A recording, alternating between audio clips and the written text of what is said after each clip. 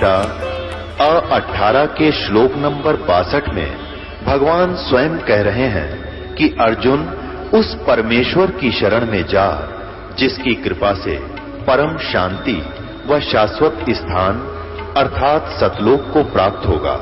वो परमेश्वर कौन है, कहां है, कैसा है, जानने के लिए कृपया अवश्य सुनिए जगत गुरु तत्वदर्शी संत रामपाल जी महाराज के अमृत वचन। परम पिता परमात्मा पूर्ण ब्रह्म सारी सृष्टि के रचनहार कुल मालिक अनंत कोटि ब्रह्मांड के स्वामी कबीर साहिब की असीम कृपा से इस पवित्र नगरी दिल्ली के अंदर आज ये 4 दिवसीय विशाल सत्संग प्रारंभ हुआ। ये सत्यनारायण कथा प्रारंभ हुई। सत्यनारायण का अर्थ होता है अविनाशी परमेश्वर। सत्य माने सदा रहने वाला, जिसका अस्तित्व कभी समाप्त ना हुए। नारायण मीन प्रभु कहो, राम कहो, अल्लाह कहो, चाहे गॉड खुदा कहो। सत्यनारायण का अर्थ होता है अविनाशी, अजरो अमर।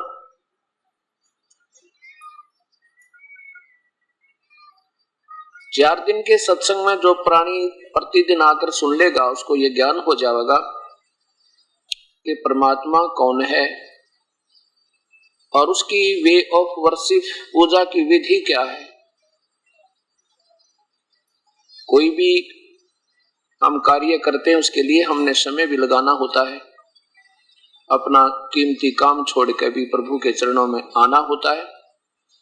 जैसे बच्चा पहले शिक्षा ग्रहण करता है तो 10-15 वर्ष लगातार पढ़ता है, सारे काम ने त्याग के पढ़ाई करता है, फिर ट्रेनिंग करता है, फिर जाकर उसको 2 रोटी का रोजगार बनता है। ठीक इसी प्रकार परमात्मा पाने के लिए हमने कुछ समय जरूर लगाना होगा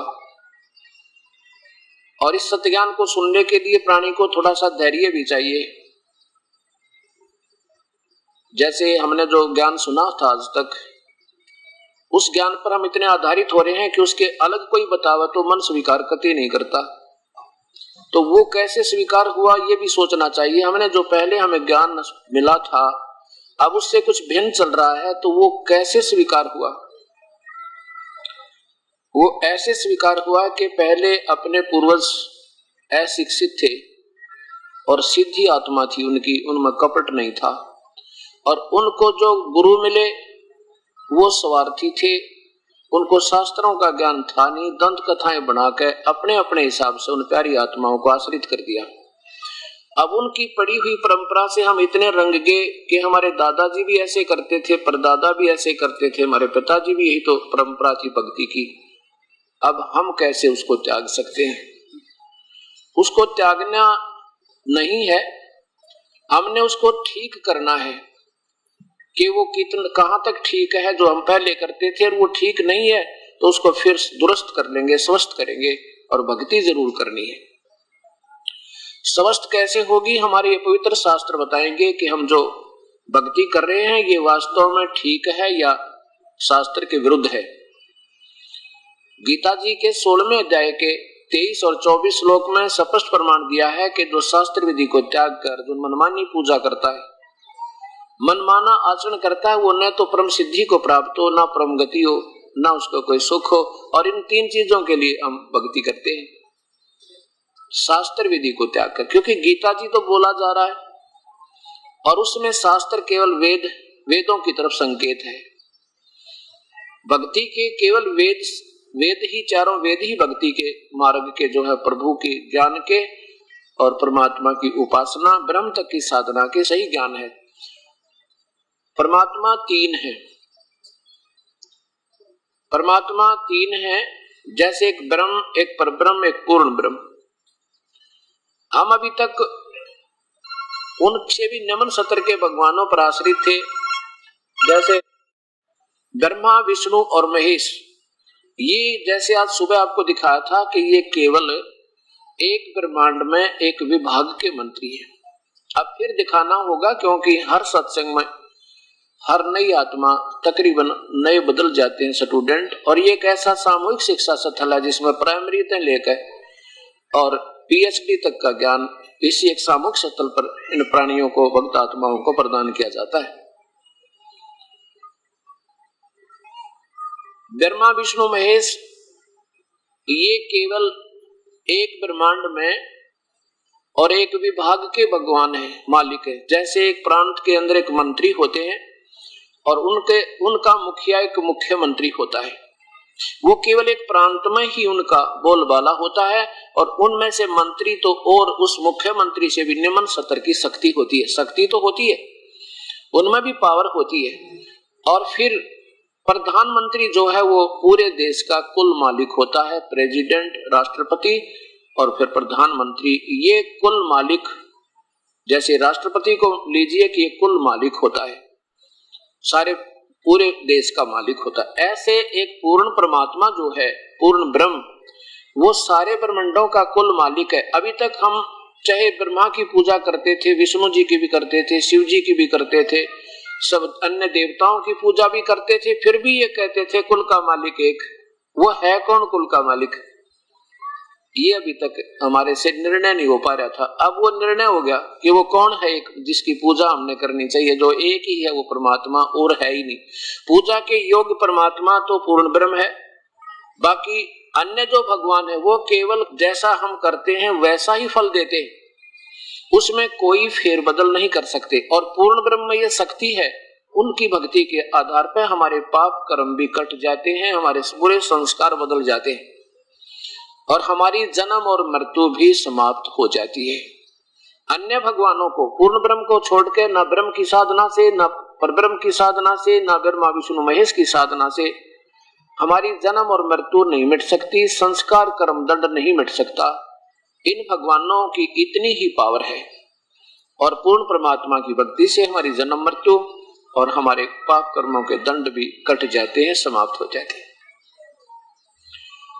जैसे पहले ये दास सुना करते थे, किसी भी संत की आज भी व्याख्या देख लो, दास ने 95 CD बना रखी है और उनमें इन महापुरुषों ने जो अपनी सोच, अपनी अंतिम जो अनुभव लिखे हुए हैं, सब पंथों ने, सब संतों ने, उनको ऐसे टीवी पे उन्हीं की पुस्तक आपके सामने पेश की दास ने, और साथ में ये दिखाया कि ओरिजिनल जो शास्त्र अपने हैं वो ये बताते हैं और ये संत इसके ये बताते हैं, और दोनों मिल नहीं रहे, तो इनमें कौन सा ठीक है ये फैसला आप करना होगा। क्योंकि शास्त्र तो गलत हो ही नहीं सकते, क्योंकि वो भगवान के द्वारा रचित है, और जो अपनी सोच अनुभव वो एक व्यक्ति विशेष की है, वो उससे नहीं मिलती है तो वह पूरी नहीं है, और पूरी नहीं है तो फिर व्यर्थ है। अब क्या कहा करते थे कि भाई कर्म का दंड तो नहीं कट सकता, कर्म दंड तो प्राणी को भोगना ही पड़ेगा। जैसे कोई दुखी आत्मा है, कोई सुखी है, प्रभु की तलाश में कहीं ना कहीं घूम रहे हैं, और पहले हम अपनी परंपरागत पूजाएं, जैसा भी हमें ज्ञान था, भगवान श्री राम, भगवान श्री कृष्ण, ब्रह्मा विष्णु आदि की पूजा भी करते थे, साथ में हनुमान जी की भी, श्याम जी बाबा जी की भी, और भी जैसे व्रत वगैरह भी रखते थे। और फिर जब कष्ट आ जाते हैं इंसान पे, फिर भी इन पूजाओं के करते करते भी कष्ट आते हैं, फिर कहाँ जाते हैं, फिर किसी अन्य कोई पामिष्ट के पास जाता है, कोई झाड़ा लगवाने वाले के पास जाता है, कोई बूझा निकलवाता है, या फिर किसी संत बोलबाला जिस महापुरुष का होता है उसके पास जाते हैं। उन महापुरुषों के पास जाते रहते हैं लेकिन राहत नहीं मिलती है, तो फिर बार बार प्रार्थना करते हैं कि हे संत जी, हे गुरुदेव, मेरे ऊपर ये कष्ट अभी हल्का नहीं हो पा रहा। तो क्या कहते हैं वो संत के, बेटा ये तेरा प्रारब्ध है, ये प्रारब्ध है, तुझे भोगना ही पड़ेगा। और फिर क्या प्रमाण दिया करते हैं कि देखो भगवान श्री विष्णु को श्राप लगा था नारद जी का, और जिसके कारण उनको भी वो अपना प्रारब्ध भोगना पड़ा, कर्म दंड भोगना पड़ा, साप मुक्त नहीं हो पाए, जिसके कारण वो श्री रामचंद्र रूप में राजा दशरथ के घर उनका जन्म हुआ। और फिर उनके ऊपर भी कष्ट आए, उन्होंने बाली को मारा, सुग्रीव के भाई को हत्या की थी उनकी धोखा देकर, उसका भी कर्म दंड भगवान श्री राम ने, अर्थात श्री कृष्ण बनकर, विष्णु जी ने श्री कृष्ण बनकर अपने किए हुए कर्म का भोग भोगना पड़ा। भाई प्रारब्ध का कर्म कटे नहीं, ये तो दंड भोगना ही पड़ता है। विचार कीजिए, किसी के पैर में कांटा लग जाए और उसके कोई किसी के पास जा रहा है, भाई मेरा पैर में कांटा लग गया, दर्द हो रहा है, पीड़ा हो रही है, तो वो कहे तेरा कांटा लगा हुआ है, और वो कहे कि कांटा तो निकलेगा नहीं, जूता पहन ले, आगे कांटा नहीं लगेगा। और भाई जूता कांटा लगे पैर में, जूता पहन नहीं सकता, वो तो कांटा निकले, और इस डर से जूता पहने भगवान कहीं फेर ना लग जाए। ऐसे को दुखी प्राणी हो और कति परिवार के ऊपर ज्यादा कष्ट आया हुआ हो और संत के पास जा, उसका कर्म दंड कट जावे, फिर उसकी दोनों रुचि बने भगवान में, ज्यादा श्रद्धा बने प्रभु में, और फिर वो भक्ति करे इस डर से है भगवान कहीं फिर दुख ना आ जावे। तो ऐसे कर्म दंड को काटने वाला परमात्मा कोई और है, वो पूर्ण ब्रह्म है, उसका नाम कबीर है। वो कबीर देव है जो कर्म दंड को काट सकता है, और उसकी अभी तक हमने पूजा की विधि नहीं मिल पाई थी, ना उस परमात्मा का ज्ञान हुआ था। और जिन महापुरुषों को जैसे परमात्मा कबीर साहब का ज्ञान भी हो गया, जिनको कि ये प्रभु हैं, पूर्ण परमात्मा है, सतपुरुष हैं, उनके पास उनसे लेने वाले लाभ की पूजा का ज्ञान नहीं है तो भी अधूरा काम है। अब आपको मैं यजुर्वेद दिखाता हूं जिसमें स्पष्ट लिखा है कि कबीर परमात्मा है जो अंगारी कबीरसी, कबीर अंगारी असी, अंगारी माने पाप काटने वाला, कबीर असी माने कबीर है, बमबारी माने बंधनों का शत्रु, बंधनों का दुख, काल के बंधन से मुक्त करने वाला वो कबीर है। तो तब हमें ये पता चलेगा कि कर्म दंड काटने वाला परमात्मा से ही हमें लाभ होगा। अन्य भगवान तो केवल हमें कर्म का जैसा हमारा भोग है वह ही दे देंगे, उसमें कोई फर्क नहीं कर सकते, अंतर नहीं कर सकते। ये देखिएगा यजुर्वेद,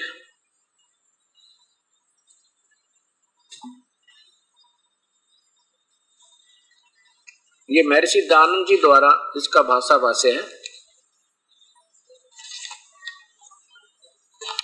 अब इसमें 5वें अध्याय का 32वां श्लोक आपको दिखाता हूं, अध्याय नंबर 5 का 5वां अध्याय।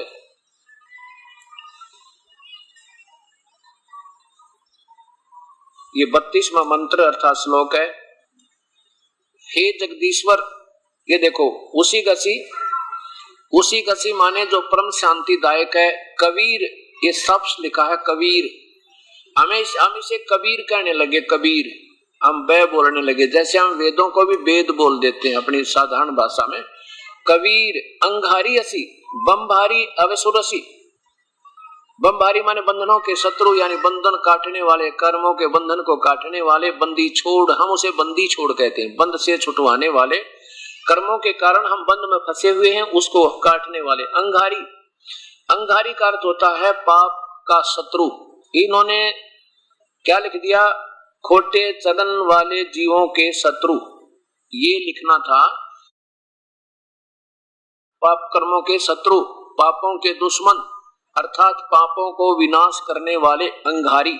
इसका अर्थ अंग माने पाप, अरि माने शत्रु। अब देखो बमभारी,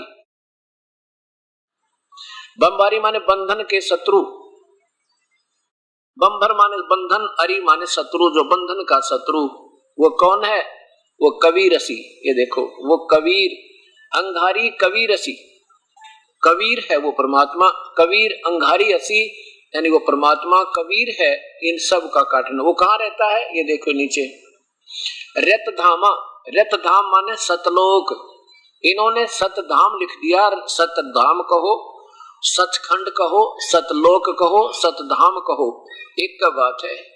वो सतलोक में रहता है, सतधाम युक्त है, यानी सतलोक में रहने वाला है, रहता है। और वो सवर ज्योति, स्वयं प्रकाशित है। सवर ज्योति का अर्थ होता है स्वयं प्रकाशित। वो परमात्मा का शरीर तेजो में है और स्वयं प्रकाश है। इन्होंने अंतरिक्ष को प्रकाश करने वाला लिख दिया। अब चक्कर क्या है कि ये महापुरुष परमात्मा को निराकार मानते हैं, जिन्होंने वेदों का सरलार्थ किया और फिर वेदों को उसी तरह घुमा दिया, अपनी सोच के अनुसार इन्होंने टीका तो कर दिया, लेकिन वास्तविक जो ज्ञान है इसका अब फिर दोबारा नए सिरे से इस वेदों का सॉल्यूशन हो रहा है। ये सत्य ज्ञान है।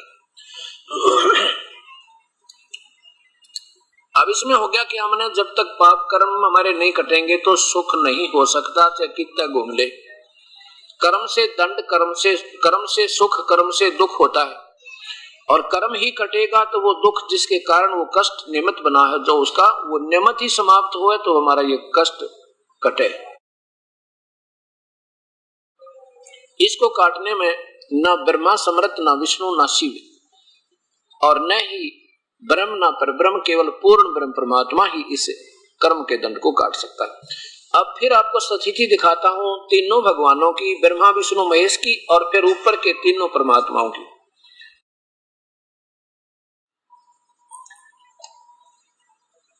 उसके लिए देखिएगा, एक ब्रह्मांड का चित्र,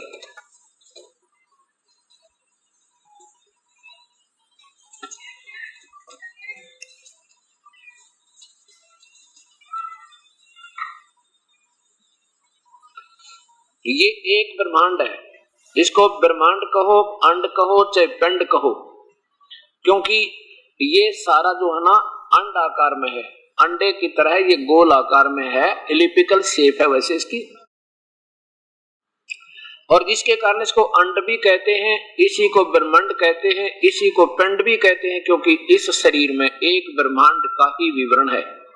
केवल एक ब्रह्मांड में जो कुछ भी है इस शरीर में नजर आता है, चाहे को समाधिस्थ होकर कमलों में जाकर देखते हैं या किसी प्रकार भी अंदर जो देख रहे हैं, इससे बाहर वो कुछ नहीं देख सकते शरीर में।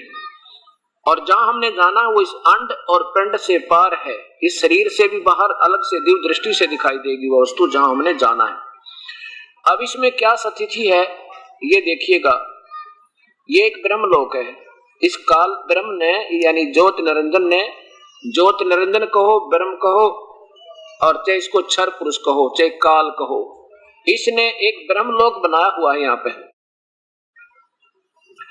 इसको ब्रह्मलोक कहते हैं, और इसमें ये अलग से एक रचना रची है। यह एक महास्वर्ग बना रखा है काल ने। इस महास्वर्ग में बहुत ही ज्यादा ऐश्वर्य के साधन है, और इसमें एक नकली सतलोक, नकली अलकलोक, नकली अगमलोक और नकली अनामी लोक इस काल ने धोखा देने के लिए इस हर ब्रह्मांड के इस ब्रह्मलोक में भी रचना किया हुआ है। और फिर इससे अलग ये तीन स्थान बना रखे हैं। ये स्थान है सतोगुण प्रधान, ये स्थान है तमोगुण प्रधान, और ये स्थान है रजोगुण प्रधान। जब ये काल ज्योत निरंजन रजोगुण प्रधान क्षेत्र में स्वयं महाब्रह्मा रूप में रहता है और अपनी पत्नी दुर्गा को ये महासावित्री रूप में रखता है, यहाँ जब ये दोनों के संयोग से जो पुत्र उत्पन्न होता है उसका नाम ये ब्रह्मा रख देते हैं और रजोगुण बना देते हैं, और फिर इनको बेहोश कर देते हैं, कोमा में रखते हैं जब तक ये जवान नहीं होते। और जवान होने के बाद फिर ब्रह्मा को कमल के फूल पे उसको बैठा देते हैं, वहां इनको होश में ला देते हैं। और फिर ये विष्णु, ये सतोगुण प्रधान क्षेत्र में जब ये दोनों रहते हैं, काल रहता महाविष्णु रूप बना के, और दुर्गा को अपनी पत्नी को ये महालक्ष्मी रूप में रखता है। इन दोनों के संयोग से जो यहाँ पुत्र उत्पन्न होता है उसका नाम ये विष्णु रख देते हैं, उसको सतोगुण बना देते हैं, और फिर इसको भी बेहोश कर देते हैं। जब ये छोटा सा बालक होता है उसके बाद बेहोश कर देते हैं, और जब ये जवान हो जाता है उसके बाद इसको होश में लाते हैं। ये एक तमोगुण प्रधान क्षेत्र है। इसमें ये काल स्वयं सदाशिव महाशिव रूप बनाता है और अपनी पत्नी को दुर्गा को यहाँ मां पार्वती रूप में रखता है। जब इन दोनों के संयोग से जो पुत्र उत्पन्न होता है उसका नाम ये रुद्र यानी ये शिव महेश्वर रख देते हैं, और इसको तमोगुण बना देते हैं। और जब ये जवान होते हैं तो इनको होश में ला देते हैं। अब तो ये देखिए एक ब्रह्मांड, और फिर जब इन तीनों पुत्रों को नीचे लाकर एक एक इनके द्वीप लोक और बना रखे इन्होंने। ये इनकी राजधानी है। यहाँ बैठकर ये तीनों भगवान, भगवान विष्णु, भगवान ब्रह्मा, भगवान शिव, यहाँ बैठकर अपनी राजधानियों से, अपने लोकों से इन तीन लोकों को कंट्रोल करते हैं। पृथ्वी लोक जिस पर हम बैठे हैं, स्वर्ग और ये नरक इकट्ठा ही है, और साथ में ये पाताल लोक। केवल एक एक विभाग के भगवान हैं ये, एक एक विभाग के, रजोगुण विभाग के ब्रह्मा जी, शतोगुण विभाग के विष्णु जी, और तमोगुण विभाग के भगवान शिव जी। और विष्णु जी सतोगुण विभाग के। ऐसा ये एक ब्रह्मांड की व्याख्या। इसमें ये धर्मराज का लोक है जहां पर हर प्राणी का लेखा जोखा होता है, और यहाँ पर ही एक ये पूर्ण परमात्मा इनसे बिल्कुल गुप्त अलग रहता है, जहां ये कोई नहीं जा सकते इनके पास। ऐसे स्थान में जैसे हर प्रत्येक देश में प्रत्येक देश का एक राजदूत भवन होता है, इनको सबको कंट्रोल रखने के लिए परमात्मा की एक सत्ता अन्य रूप बनाकर यहाँ विद्यमान रहते हैं। अब ये एक ब्रह्मांड हुआ, ऐसे ऐसे 21 ब्रह्मांड इस ज्योत निरंजन के हैं, काल के।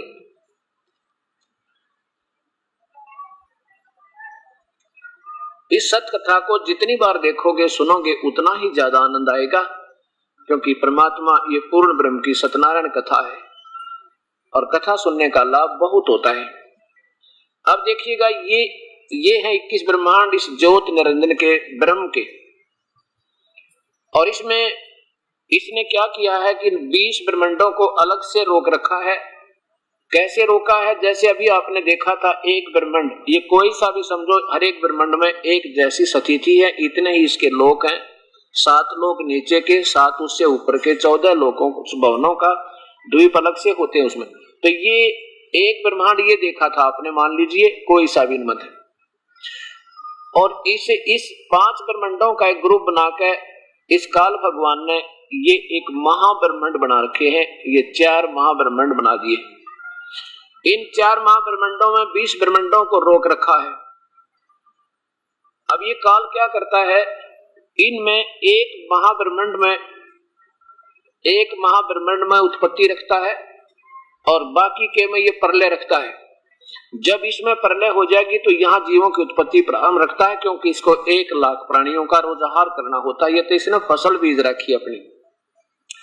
और इसके बाद एक महाब्रह्मांड जितना स्थान, यहाँ देखिएगा, एक महाब्रह्मांड जितना स्थान, ये सारा इस काल ने अलग से अपनी निज राजधानी बनाई है, जहां पर ये वास्तविक रूप में रहता है, व्यक्त रूप में, आकार रूप में, जिसको आज तक इन्हें हिंदू मुसलमान लोग अभी तक ईसाई इसी ब्रह्म तक को निराकार मानते रहे। निरंकार, तू ही एक निरंकार। ये काल है, ये एज इट इज सबके सामने नहीं आता, इसलिए और यहाँ तक पहुंच किसी की हो नहीं सकती जहां ये रहता है। इसलिए इसकी साधना कर करके इसकी उपलब्धि हुई नहीं, तो सदृशियों ने अपनी सोच में बता दिया कि वो निराकार है, और वास्तव में ये आकार है, मनुष्य जैसा है, और इसका तेज है इसके शरीर का, जैसे ज्योति निरंजन कहते हैं इसको।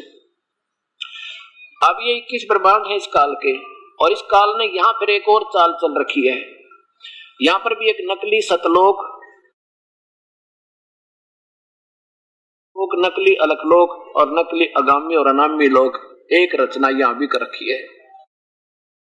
पता है इस काल ने कि कलयुग में इस परम पिता परमेश्वर की रजा से सतज्ञान का बोलबाला होगा, और ये नकली दूत भेज कर ये अपने एक 12 दूत ये पहले यहाँ रखता है। ये काल सतयुग त्रेता द्वापर के सद्भक्ति किए हुए पुण्यात्माएं, उनको यहाँ रखता है, और कलयुग में यहाँ से इन 12 दूतों को इस एक ब्रह्मांड पर, जिस ब्रह्मांड में रचना होती है, वहां इनको भेज देता है।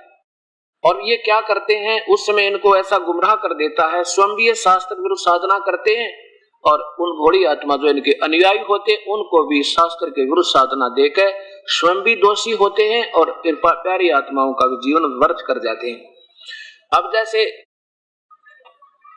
ये बहुत अच्छी आत्मा है, संत जो है, इनकी शब्द में भी शक्ति होती है, और इनसे कुछ राहत भी मिल जाती है, क्योंकि इन्होंने पिछले जन्मों की कमाई कर रखी है, और अपनी कमाई में तो कोई किसी को लाख दे दे, किसी ने 2 लाख दे दे, और आगे कमाई करे नहीं, उसकी कोई बिजनेस ठीक नहीं बना तो वो कंगाल हो जाता है। ऐसे इन महापुरुषों की शास्त्र विरुद्ध साधना, दास ने जब ये मजबूरी होगी पढ़ा इनकी सबकी शास्त्रों को, अब पता चला कि ये शास्त्र के विरुद्ध साधनाएं थी आज तक के महापुरुषों की, जिन्होंने अपने करोड़ों और लाखों शिष्य बना लिए, और जिसके कारण क्या होगा, जैसे पिछले इन्वर्टर चार्ज हो जा बैटरी, और उसके चार्ज रहेगा तब तक तो उसमें चाहे पंखा भी चलेगा, और उससे जो है ना बल्ब भी जलेंगे, सारे काम ठीक लगेंगे, और आगे चार्जर ठीक नहीं है तो एक कदम डिस्चार्ज हो जाएगा, और वो फिर खत्म से कहानी, उसके पास कुछ नहीं रहेगा।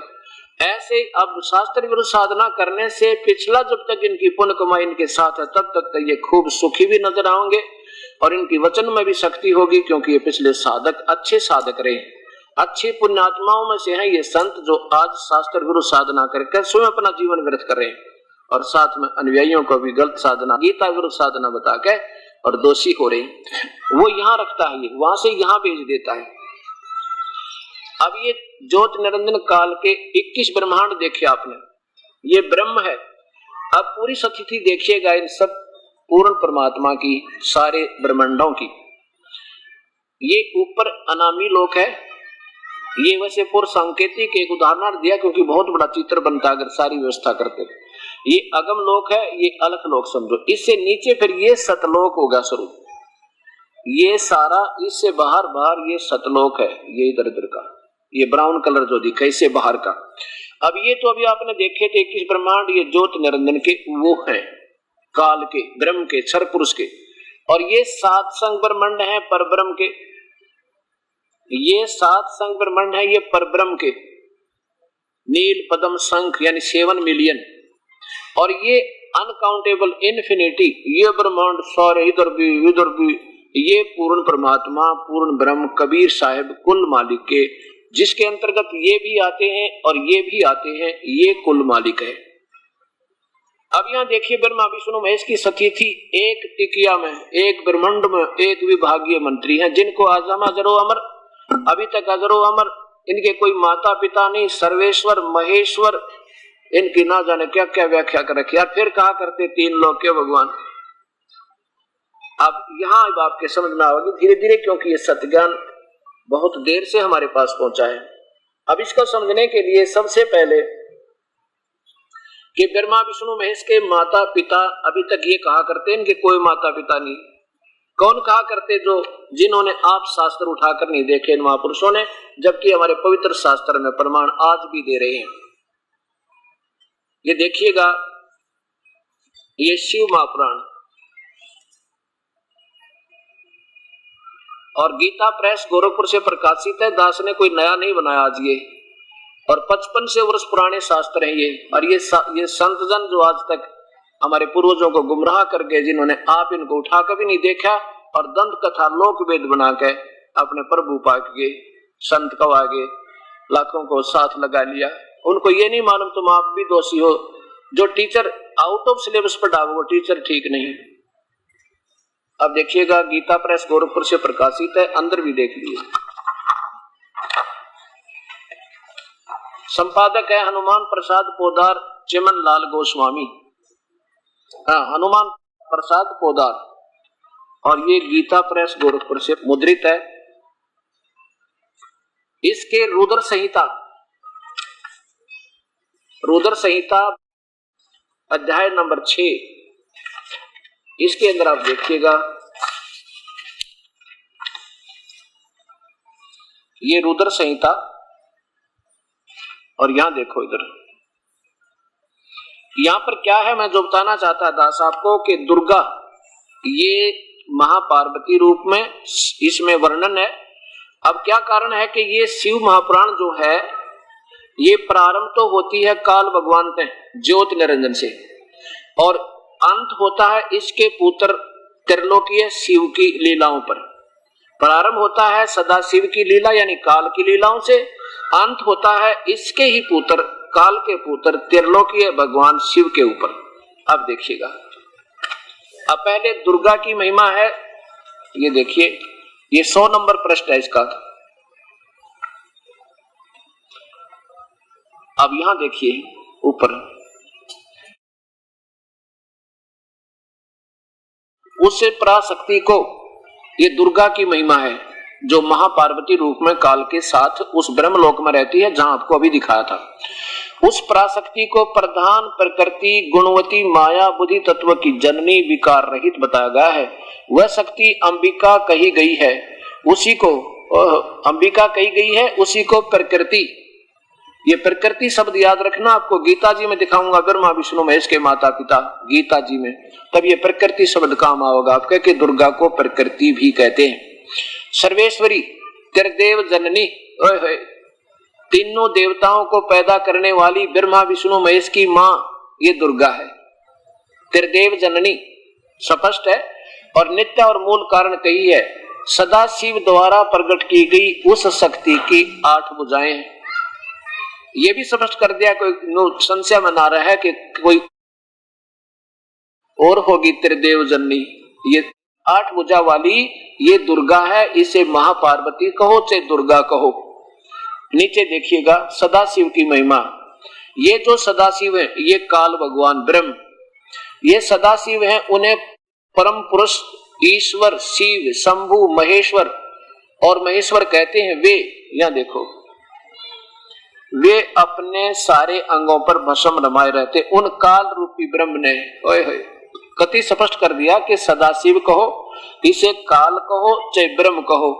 उस काल रूपी ब्रह्म ने एक ही समय शक्ति के, ये नाथ नहीं साथ है, मिसप्रिंट है ये, शक्ति इस दुर्गा के साथ शिवलोक नामक अक्षेत्र का निर्माण किया था। उस उत्तम अक्षेत्र को काशी कहते हैं। वह परम निर्वाण व मोक्ष स्थान है जो सबके ऊपर विराजमान है। वे कौन? ये काल और ये दुर्गा, वे प्रिया और प्रियतम रूप शक्ति और शिव यानी पति पत्नी रूप में रहते हैं। प्रिया और प्रियतम जो परमानंद स्वरूप हैं। उस मुने शिव और शिवा ने प्रलय काल में भी कभी उस अक्षेत्र को अपने सानिध्य से मुक्त नहीं किया। यहां देखो, देवऋषि ब्रह्मा जी बता रहे हैं अपने बेटे नारद को, देवऋषि एक समय उस आनंद वन में रमण करते हुए काल और दुर्गा के मन में, शिव और शिवा के मन में यह इच्छा हुई कि किसी और पुत्र की उत्पत्ति की जावे और पुत्र की सृष्टि करें ताकि उसको हम बाहर सौंप दें, हम आराम करें। यो विचार कर ऐसा निश्चय करके शक्ति सहित दुर्गा के साथ सर्वव्यापी सर्वेश्वर परमेश्वर शिव ने अपने वाम भाग के 10वें अंग पर अमृत मल दिया। फिर वहां से एक पुत्र की उत्पत्ति हुई। पति पत्नी व्यवहार किया, ये गुप्त किया है, और फिर वहां से एक पुत्र उत्पन्न हुआ। उसका नाम क्या रखा? ये देखियो, काल बोला, ये शिव बोला वत्स बेटा, व्यापक होने के कारण तुम्हारा विष्णु नाम विख्यात हुआ। ओए होए, काल से और दुर्गा का से संयोग से विष्णु की उत्पत्ति हमारा शिव पुराण प्रमाण कर रहा है। अब ब्रह्मा क्या बताता है? ब्रह्मा जी कहते हैं, बेटा नारद, तत्पश्चात कल्याणकारी परमेश्वर शाम सदाशिव ने जैसे विष्णु को उत्पन्न किया ऐसे ही मुझे भी उत्पन्न किया, मुझे अपने दाहिने अंग से उत्पन्न किया। अब सिद्ध हो गया ब्रह्मा और विष्णु की उत्पत्ति शिव तय सदाशिव से, ये काल तय। अब ये लेखक असमंजस में पड़ गया कि भाई शिव से शिव की उत्पत्ति कैसे लिखूं? शिव और दुर्गा से चलो दोनों की तो बता दी, विष्णु की और ब्रह्मा की, और शिव से शिव की उत्पत्ति कैसे लिखूं? यहाँ ये गोलमोल कर गए। अरे भी देखो आगे 9वें अध्याय में सच्चाई थोड़ी छुप सके है। इसमें देखिएगा, इसमें क्या कहते हैं कि तीनों इस प्रकार ब्रह्मा विष्णु और महेश तीनों देवताओं में गुण है, और चौथा ये भगवान शिव, ये काल, ये गुणातीत है। ये 9वां अध्याय है इसी रुद्र संहिता का 9वां अध्याय यहां समाप्त होता है। इसमें लिखा है कि इस प्रकार ब्रह्मा विष्णु और रुद्र, ब्रह्मा विष्णु और रुद्र इन 3 देवताओं में गुण है, परंतु शिव गुणातीत माने गए हैं। ये चौथा कौन हो गया फिर? ये चौथा कौन है? ये ब्रह्मा विष्णु महेश का पिता ये काल है। ये 3 तो स्पष्ट लिखी दिए, इन तीनों देवताओं में तो गुण है, रजगुण ब्रह्मा है, सतगुण विष्णु है, तमगुण शिव जी, और लेकिन परंतु शिव गुणातीत माने गए हैं। वो चौथे नंबर का जो शिव है ये काल, यू कहते इनते न्यारा है, इन ब्रह्मा विष्णु में से अलग रहता है। ये तो प्रमाण मिला अपने पवित्र शास्त्र शिव महापुराण में। अब देखिएगा देवी भागवत महापुराण में इन तीनों की, ब्रह्मा विष्णु महेश की सखी थी, कैसे इनकी उत्पत्ति, और दुर्गा जो है भवानी, ये इन तीनों की मां है। और ये नासवान है, स्वयं स्वीकार करते हैं, हम तो नासवान हैं, अविनाशी नहीं, हमारी तो जन्म और मृत्यु होता है। और अभी तक ये महापुरुष, ये संत शिव जी को सर्वेश्वर महेश्वर मृत्युंजय कालज्जय गणक की व्याख्या दे रखी। अब बताओ, जिसने ये ही नहीं मालूम तुम जो सौदा बेच रहे हो वो है क्या, तो वो व्यापारी ठीक नहीं, वो बिजनेसमैन नहीं, वो तो बहका रहे हैं अपने को। श्रीमद देवी भागवत गीता प्रेस गोरखपुर से प्रकाशित है। इनके संपादक हैं, अनुवाद करने वाले हैं हनुमान प्रसाद पोदार चिमन लाल गोस्वामी। और ये कहां से, मुद्रक गीता प्रेस गोरखपुर से छपी है। और गीता प्रेस गोरखपुर की किताबों को हिंदू समाज एथेंटिक मानता है कि जो उसमें लिखा वो फाइनल है, और ऐसा ही है। अब देखिएगा तीसरा स्कंद, ये तीसरा स्कंद है, इसमें इसी दुर्गा की महिमा प्रारंभ होती है। यहां देखिएगा, कितने ही आचार्य भवानी को, दुर्गा को संपूर्ण मनोरथ पूर्ण करने वाले बतलाते हैं। वे आदि माया महाशक्ति एवं परम पुरुष के साथ रहकर कार्य संपादन करने वाली प्रकृति है। ये प्रकृति शब्द दुर्गा के लिए प्रयोग है, ये याद रखना। ब्रह्म इस काल के साथ, ब्रह्म के साथ उनका अभेद संबंध है, यानी पति पत्नी का रूप है। जैसे पत्नी को कहते हैं ना अर्धांगिनी, अभेद संबंध है, यानी ये ब्रह्म के साथ दुर्गा का काल के साथ अभेद संबंध है। ये पति पत्नी रूप में रहती है। आगे देखो,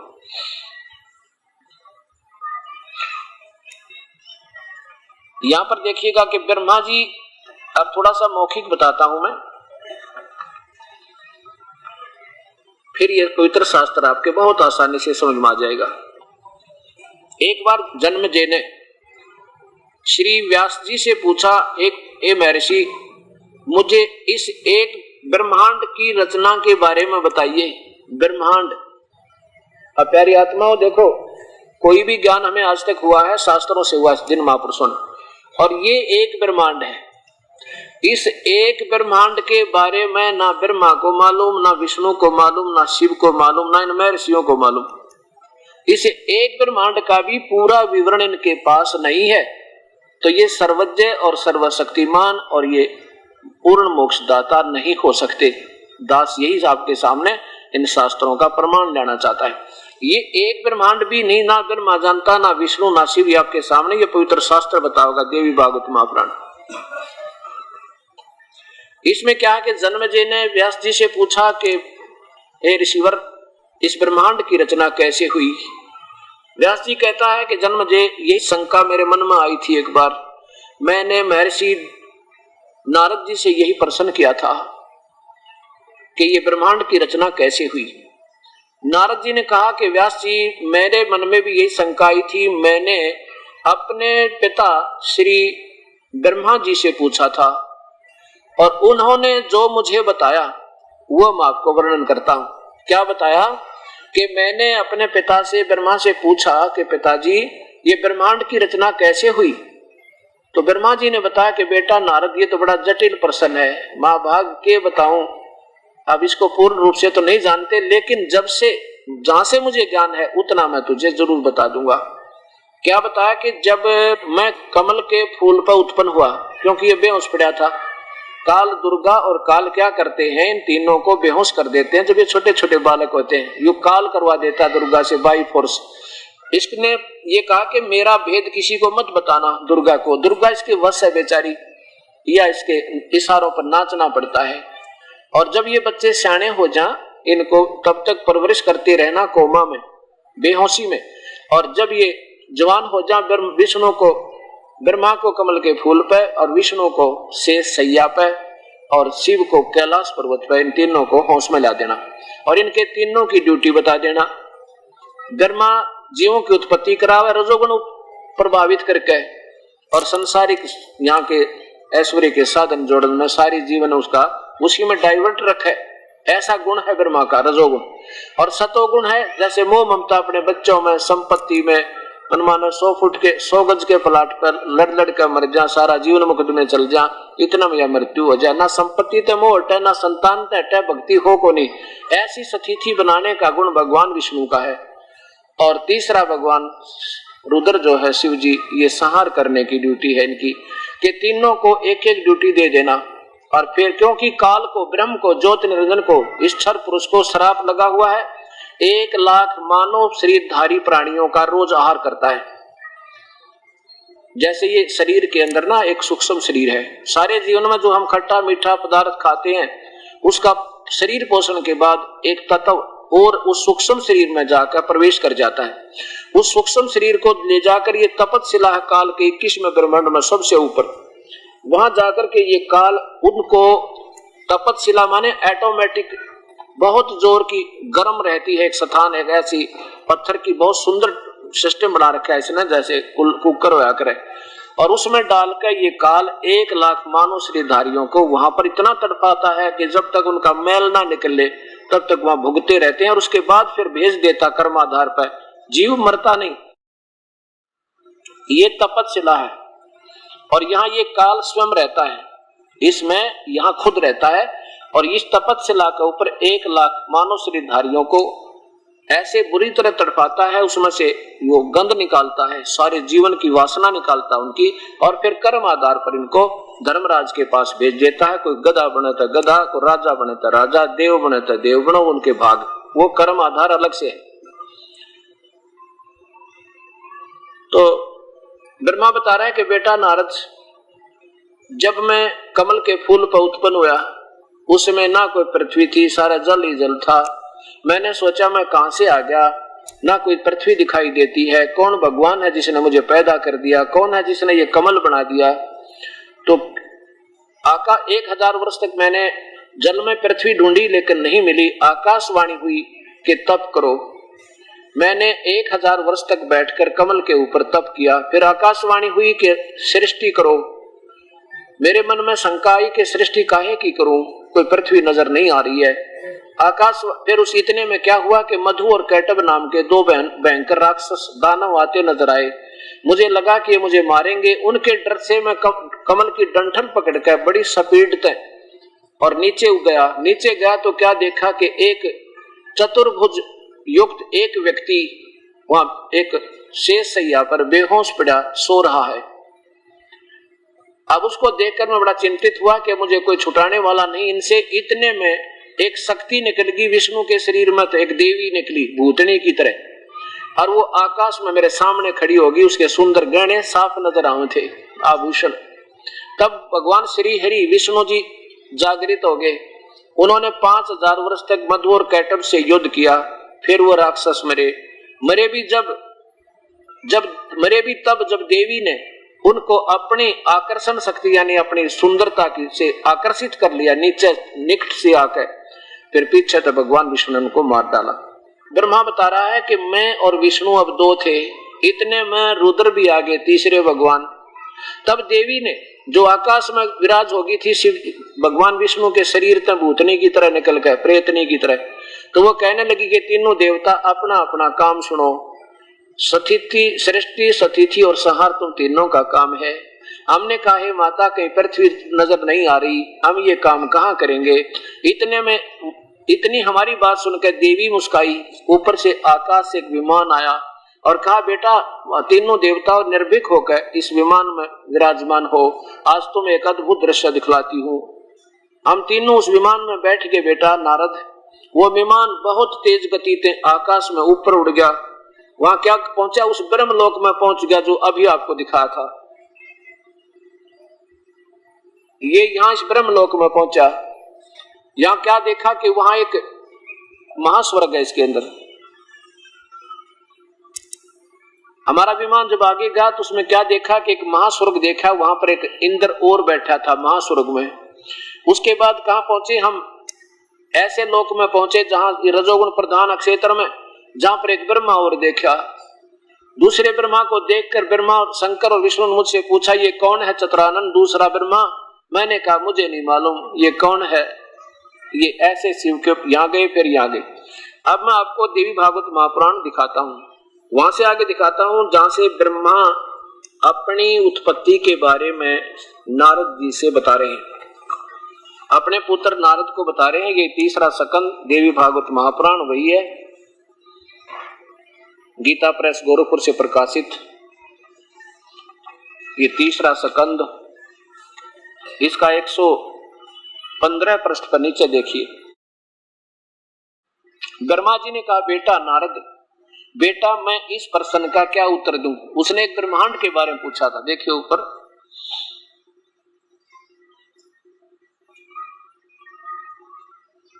नारद जी कहते हैं कि मेरे भी प्राचीन समय में की बात है, ये संदेह मेरे हृदय में उत्पन्न हुआ था कि तब मैंने अपने पिता अमिल तेजस्वी ब्रह्मा जी के स्थान पर गया, उनसे इस समय जिस विषय पर तुम मुझसे पूछ रहे हो उसी विषय में मैंने पूछा था। मैंने कहा, पिताजी इस संपूर्ण ब्रह्मांड कहां से उत्पन्न हुआ? आगे देखो तो यहाँ क्या बताते हैं। ब्रह्मा जी ने कहा, बेटा इस प्रश्न का मैं क्या उत्तर दूं, ये तो बड़ा ही जटिल है। महाभाग तुम भगवान विष्णु से इसका समुचित समाधान पा सकते हो। अब आगे देखियो, विष्णु जी आप पे बेहोश पड़ा, बताओ उसने समाधान के पावे, उनको आप ही नहीं मालूम हम कौन है, कहां से आगे देखो। चलो ये तो इनकी अपनी सोच है लेखक की, जो विष्णु के उपासक हैं वो विष्णु जी को ज्यादा महत्व दे देते हैं। आगे देखो, पूर्व काल में सर्वत्र जल ही जल था, स्थावर जंगम जितने प्राणी हैं इनमें से कोई भी नहीं थे, तब कमल से मेरी उत्पत्ति हुई। अब ये वहां उस्मा, इसने सोचा मैं कमल पर पैदा हुआ हूंगा, इसको मालूम नहीं बेचारों को। कमल से मेरी उत्पत्ति हुई, उस समय मुझे सूर्य चंद्रमा वृक्ष तथा पर्वत कोई नजर नहीं आए।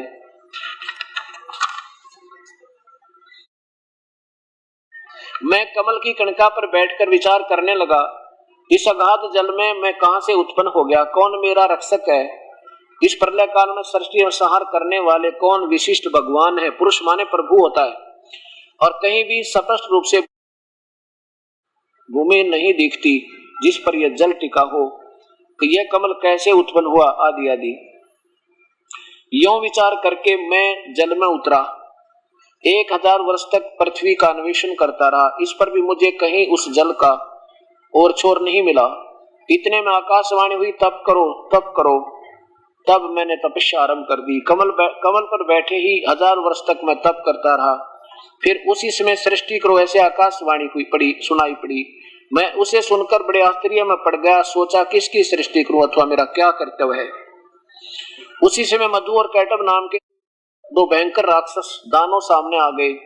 वे इस महावरण में मुझसे युद्ध करने की इच्छा प्रकट करने लगे। मैं उनसे भयभीत हो उठा, तब कमल का डंठल पकड़कर जल में उतरा। वहां मुझे एक परम अद्भुत पुरुष के दर्शन मिले। उनका श्री विग्रह मेघ के समान श्याम था, वे पीतम्बर पहने थे, 4 भुजाएं थी, शेषनाग की सैया पर सोए थे। उन जगत प्रभु के गले को वनमाला सुशोभित कर रही थी, शंख चक्र गदा और पद्म इन 4 अविधों से अनुपम शोभा पा रहे थे। ऐसे शेष साई भगवान विष्णु के मुझे दर्शन हुए। वे योग निंद्रा के वशीभूत होकर गाढ़ी नींद में सोए थे, उनकी सारी चेष्टाएं शांत थी। नारद जी शेषनाग की सैया पर सोए हुए उन प्रभु को देखकर मेरा मन चिंतित हो उठा। इतने में भगवती योग निंद्रा याद आ गई। मैंने उनका सत्वन किया। तब वे कल्याणमयी भगवती श्री विष्णु के शरीर तय विग्रह से निकल कर प्रेतनी की तरह बाहर निकलेगी। देवी अचिंत रूप धारण करके आकाश में विराजमान हो गई। दिव्य आभूषण उस दुर्गा के, उस देवी के आभूषण गहने स्पष्ट नजर आ रहे थे, उनकी छवि बढ़ा रहे थे। जब योग निंद्रा यानी वो दुर्गा भगवान विष्णु के शरीर से अलग होकर आकाश में विराजने लगी, तब तुरंत श्री हरि उठ बैठे, यानी वह होश में आ गए। विष्णु जी को ये श्री हरि का कहते हैं। उठ बैठे यानी होश में आ गए। उन्होंने मधु और कैटब के साथ 5000 वर्ष तक बड़ी घमासान लड़ाई की। तब वे दैत्य मरे। कब मरे? पहले देवी के कटाक्ष से मधु और कैटब मोहित हो गए थे, इसके बाद भगवान विष्णु ने गोद में लेटाकर उन्हें अपने प्राणों से रहित कर दिया। अब वहां पर मैं और भगवान विष्णु 2 थे, वहीं पर रुद्र भी प्रकट हो गए। अब तीनों इकट्ठे कर दिए काल ने, इधर उधर की बात बनाकर, कारण बनाकर। हम तीनों को भगवती अध्या यानी दुर्गा के शक्ति के दर्शन हुए। उन्हें देखकर मन मुग्ध हो गया। हमने उनकी उत्तम स्तुति की। तब वो देवी हम लोगों से कहने लगी। देवी ने कहा, ब्रह्मा विष्णु और महेश्वर, तुम भली भांति सावधान होकर अपने कार्य में संलग्न हो जाओ। सृष्टि स्थिति और संहार ये तुम्हारे कार्य है। इन पराक्रमी दैत्यों का निधन हो जाने पर अब तुम अपना स्थान बनाकर शांति पूर्वक निवास करना चाहिए। अब ब्रह्मा जी कहते हैं भगवती अध्या शक्ति की यह वाणी बड़ी मधुर थी, सुंदर सुखप्रद थी। हमने स्पष्ट सुनी। हम लोग उनसे कहने लगे, माता हम किस प्रकार प्रजाओं के सर्जन आदि कार्य करने में सफल हों। विस्तृत भूमि का अभाव है, सभी स्थान जल मगन है, पंचभूत एवं आदि कुछ भी नहीं। हमारी बात सुनकर उन कल्याणमयी स्वरूपिणी भगवती का मुखमंडल मुस्कान से भर गया। इतने में एक सुंदर विमान आकाश से उतरा। तब उन देवी ने हमें आज्ञा दी कि देवताओं निर्भीक होकर इच्छा पूर्वक इस विमान में प्रवेश कर जाओ। ब्रह्मा विष्णु और रुद्र, आज मैं तुम्हें एक अद्भुत दृश्य दिखलाती हूँ। हमने भगवती की बात सुनकर उसे शिरोधार्य कर लिया। उस रतन जड़ित विमान पर चढ़कर हम आराम से बैठ गए। आगे देखो, हम तीनों देवताओं को उस पर बैठे देखकर देवी ने अपने सामर्थ्य से विमान को आकाश में उड़ा दिया। ब्रह्मा जी कहते हैं कि मन के समान तीव्र गति से चलने वाला वह विमान जिस अपरिचित स्थान पर गया, अभी आपको दिखाया था, उस महास्वर्ग में पहुंच जाए। ब्रह्मलोक के अंदर एक और जाल बना रखा है इस काल ने। नीचे देखो, उसके बाद फिर कहा, वहां क्या देखा? अक्षर भर के बाद वह दूसरे सुंदर प्रदेश में पहुंचा। वहां हमने देखा कि अनुपम, वहां क्या देखा तो वहां एक महाभाग इंद्र भी थे और उनके समीप उनकी प्राण प्रिया सची विद्यमान थी, उनकी पत्नी भी थी। आगे देखो, इतने में हमारा विमान तेजी से चल पड़ा और वह दिव्य धाम ब्रह्मलोक में जा पहुंचा। पीछे करो थोड़ा, बस। ब्रह्मलोक में जा पहुंचा संपूर्ण आजीव। वहां एक दूसरे ब्रह्मा विराजमान थे। एक तो विमान में बैठे हैं, एक ब्रह्मा, एक विष्णु, एक शिव, एक और देख रहे हैं। वहां दूसरे ब्रह्मा विराजमान थे। उन्हें देखकर भगवान शंकर और विष्णु को बड़ा आश्चर्य हुआ। या देखो, भगवान शंकर और विष्णु ने मुझसे पूछा, चतुरानंद ये अविनाशी ब्रह्मा कौन है? मैंने उत्तर दिया, मुझे कुछ नहीं पता नहीं सृष्टि के दृष्टा ये कौन है। भगवान मैं कौन हूँ, ये कौन है, हमारा क्या उद्देश्य है, इस उलझन में मेरा मन चक्कर काट रहा है। इतने में, क्योंकि दूर से दिखा रहे इनको, दूर से बैठाकर, इतने में मन के समान तीव्र गति से वह विमान तुरंत वहां से चल पड़ा और कैलाश के स्वर में शिखर पर जा पहुंचा। वहां क्या देखा? वहां विमान के पहुंचते ही एक दिव्य भवन से, एक भव्य भवन से त्रिनेत्रधारी भगवान शंकर और निकले। वे नंदी वर्षी पर बैठे थे, वर्षभ पर बैठे थे। शिव तो बैठा विमान में, और एक और देखा वहां पर कैलाश पे ये काल सदाशिव स्वयं अलग अलग रोल बना के और ये इनको उलझा रहा उलझन में सबको। यह देखो, फिर अक्षर भर के बाद वह विमान उस शिखर से भी पवन के समान तेज चाल से उड़ा बैकुंठ लोक में, उस सतोगुण प्रधान क्षेत्र में पहुंच गया, जहां पर ये काल महाविष्णु रूप में रहता है और दुर्गा को अपनी पत्नी रूप में रखता है। बैकुंठ लोक में पहुंच गया। वहां भगवती लक्ष्मी का विलास भवन था। विलास यानी आनंद मनाने वाला स्थान। बेटा नारद, वहां मैंने जो संपत्ति देखी उसका वर्णन करना मेरे लिए असंभव है। उस उत्तमपुरी को देखकर विष्णु का मन आश्चर्य के समुद्र में गोता खाने लगा। वहां कमल लोचन श्री हरि विराजमान थे, यानी एक भगवान विष्णु और था वहां पे। एक एक ने देख लिया और एक एक ये विमान में बैठे थे। इसके बाद हमारा विमान कहां पहुंचा? देखिए, इतने में ही पवन से बातें करता हुआ वह विमान तुरंत उड़ गया। कहां पहुंचा? एक ऐसे द्वीप में पहुंचा, वहां पर एक सुंदर, एक मनोहर द्वीप था और उसमें क्या था कि वहां एक सुंदर पलंग बिछा था। उसी द्वीप में एक मंगलमय मनोहर पलंग बिछा था। उस पलंग में सुंदर रतन जड़े थे। वहां कौन बैठा था कि एक उस उत्तम पलंग पर एक दिव्य रमणी बैठी थी, एक बहुत सुंदर औरत बैठी थी। उसके गले में लाल रंग की वनमाला सुशोभित थी आदि। वे ऐसी प्रभापूर्ण देवी थी मानो करोड़ों बिजलियां एक साथ चमक रही हो। वो करोड़ों लक्ष्मियों से भी अधिक सुंदर थी। ये दुर्गा थी। और फिर क्या हुआ? वहां जाकर क्या देखा? इधर देखो, यहां देखो। आपस में कहने लगे। कुछ समय तक हम वहां ठहरे रहे। विमान तो नीचे उतर गए। वहां जाके विमान नीचे उतर गया। आपस में हम कहने लगे, सुंदरी कौन है, इसका क्या नाम है, हम इसके विषय में बिल्कुल अनभिज्ञ हैं। नीचे देखो, अब क्या बताते हैं? नारद, ब्रह्मा जी कह रहे हैं कि नारद यो संदेहग्रस्त होकर हम लोग आपस में कहने लगे, हम वहां रुके रहे। तब भगवान विष्णु के मन में पिछली याद आ गई। भगवान विष्णु ने कहा, उन चारों सायनी भगवती को देखकर विवेक पूर्वक निश्चय कर लिया कि ये भगवती जगदम्बिका है, यानी ये अपनी सबकी माता है। तब उन्होंने कहा कि ये भगवती हम सबकी आदि कारण है, यानी हमें उत्पन्न करने वाली है। महाविद्या महामाया के नाम है, ये पूर्ण प्रकृति है। अब ये ध्यान रखना भक्तात्माओं के प्रकृति नाम दुर्गा की तरफ संबोधित हो रहा है। आगे देखो ये क्या बताते हैं भगवान विष्णु के, इस देवी को मैंने देखा था, ये वे ही दिव्यांगना है जिनके परले वर्ण में जब पानी ही पानी था, मैंने इसके दर्शन हुए थे। जब मुझे उस समय मैं बालक रूप में था, मैं छोटा सा बच्चा था। भगवान विष्णु स्वयं कह रहे हैं, मुझे पालने में झुला रही थी। वट वृक्ष के पत्थर पे सुंदर सैया बिछी थी, उस पर लेटकर मैं अपने पैरों के अंगूठों को चूस रहा था। अब सिद्ध हो गया कि भगवान विष्णु ब्रह्मा विष्णु की माता ये दुर्गा है। और विष्णु जी, यही तीसरा स्कंद देखिएगा, तीसरा स्कंद में खुद भगवान विष्णु और शंकर आप स्वीकार कर रहे हैं कि हमारी क्या स्थिति है। विष्णु जी अपनी माता दुर्गा की महिमा गाता है, तुम शुद्ध स्वरूपा हो, यह सारा संसार तुम्ही से उद्भासित हो रहा है। मैं ब्रह्मा और शंकर हम सभी तुम्हारी कृपा से विद्यमान हैं। और क्या लिखा है कि हमारा आविर्भाव और तिरोभाव हुआ करता है। हमारा तो जन्म और मृत्यु होती है, हम अजरो अमर महेश्वर, हम मृत्युंजय नहीं है, हम कालज्य नहीं है। खुद भगवान आप स्वीकार कर रहे हैं कि हमारा तो आविर्भाव माने जन्म और तिरोभाव माने मृत्यु हुआ करता है। केवल तुम ही नित्य हो, सदा रहने वाली तू ही हो, जगत जननी और प्रकृति।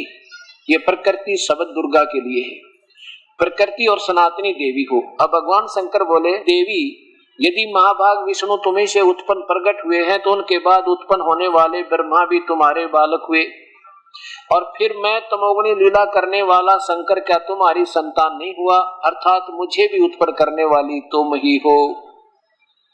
इति सिद्धम, ब्रह्मा विष्णु महेश नाशवान है, अजरो अमर नहीं है। देखो हमारा तो आविर्भाव और तिरोभाव होता है, हमारी तो जन्म और मृत्यु होती है, और इनकी माता दुर्गा है और पिता इनका काल है।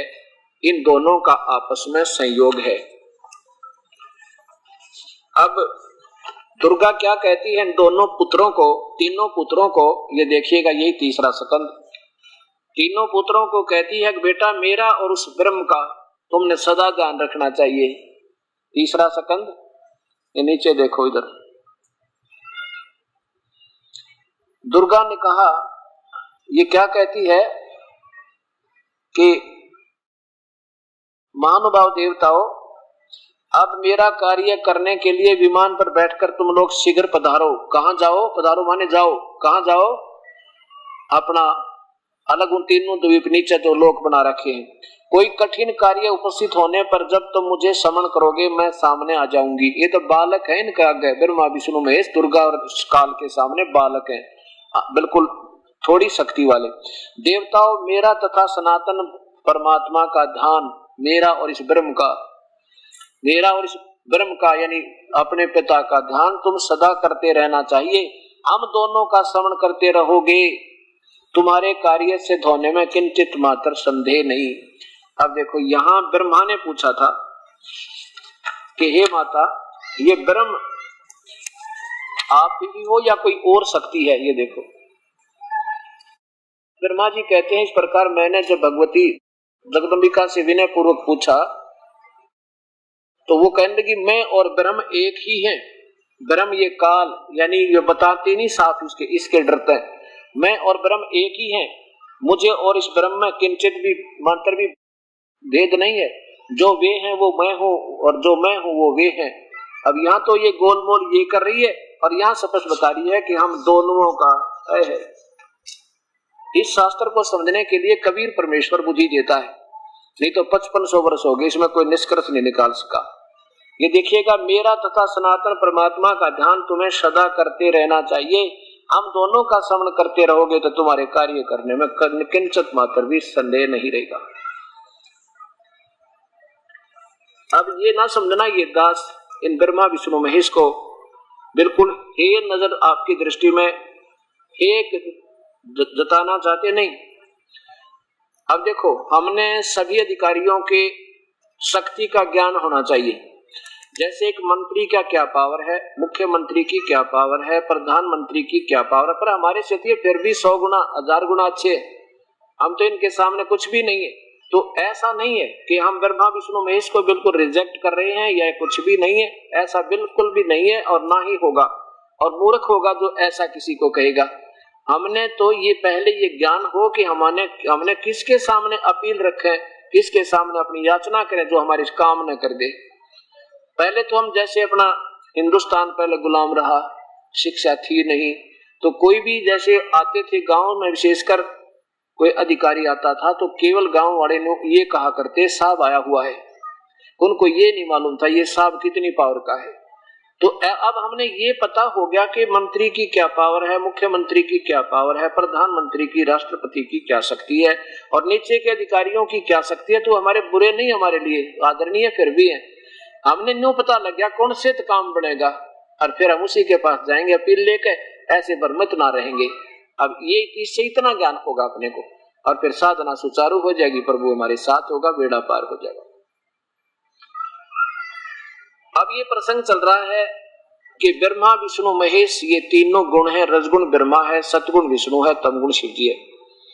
इसके लिए फिर प्रमाण लीजिए कि क्योंकि गीता जी को प्रारंभ करेगा ये दास आपके सामने, अभी पवित्र शास्त्र का सोल्यूशन करने से पहले इतने प्रमाणों का एक भूमिका बनाई जा रही है कि ताकि मैं गीता जी को आपके सामने सत्य ज्ञान आपका एज इट इज जो गीता जी बताना चाहती है पवित्र शास्त्र आपके हृदय तक पहुंचा सको, इसलिए ये भूमिका बन रही है। अभी तो ये सत्संग प्रारंभ नहीं हुआ है जिसके लिए ये सारा यत्न किया जा रहा, क्योंकि ये पहले वाला जो अधूरा ज्ञान हमारे हृदय में घना समा गया और वो बेसलेस लोकवेद है। लोकवेद होता है सुना सुनाया ज्ञान, क्षेत्रीय ज्ञान। जैसे हिंदू किसी तरह पूजे हैं, मुसलमान अपने किसी तरह पूजे हैं, ईसाई किसी तरह, सिख किसी तरह, या फिर क्षेत्र में कित हनुमान की जय जयकार, कित गणेश जी की पूजा है तो किसी देवी की है, कित भैरव की है, वो अक्षेत्रीय ज्ञान होता, लोकवेद कहते हैं उसको। अब हमें ये सतज्ञान शास्त्र आधार हमने करना है, तब हम सफल होंगे। अगर भक्ति करनी है तो ऐसे करनी होगी और नहीं तो कोई लाभ नहीं होगा, क्योंकि वो गीता जी में बना है।